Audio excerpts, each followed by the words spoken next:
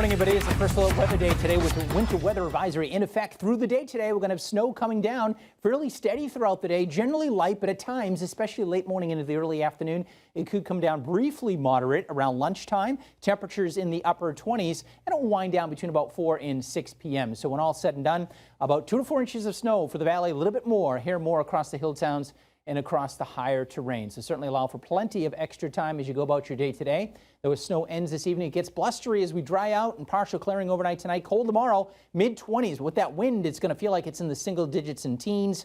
We stay cold really through the weekend. Temperatures in the upper 20s Thursday and Friday, maybe a flurry or two. Arctic cold for the start of the weekend. Saturday may end up being the coldest day of the season so far. We do bounce back as we go into next week, but 2 to 4 inches of snow for today. All right, let's check on today's top stories. Good morning, Amanda. Good morning, Dan. I'm Amanda Callahan. Here's your latest news update from Western Mass News.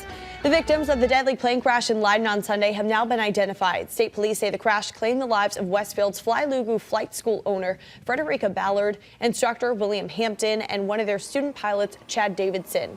State police, Greenfield Police, the FAA, and the National Transportation Safety Board are now investigating what caused that plane to go down. Springfield Mayor Dominic Sarno announcing Deputy Chief Lawrence Akers will serve as the Springfield Police Department's next superintendent, following the retirement of Cheryl Clapprood in April.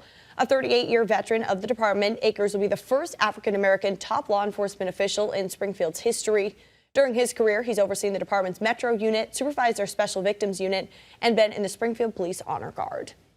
With snow moving through our area today, several schools are closed. Amherst Pelham Elementary and Secondary, as well as East Hampton Public Schools, Franklin County Tech, Pathfinder Regional Technical, and Warwick Public Schools. Also a parking ban in Holyoke. A full list of closings is scrolling at the bottom of your screen.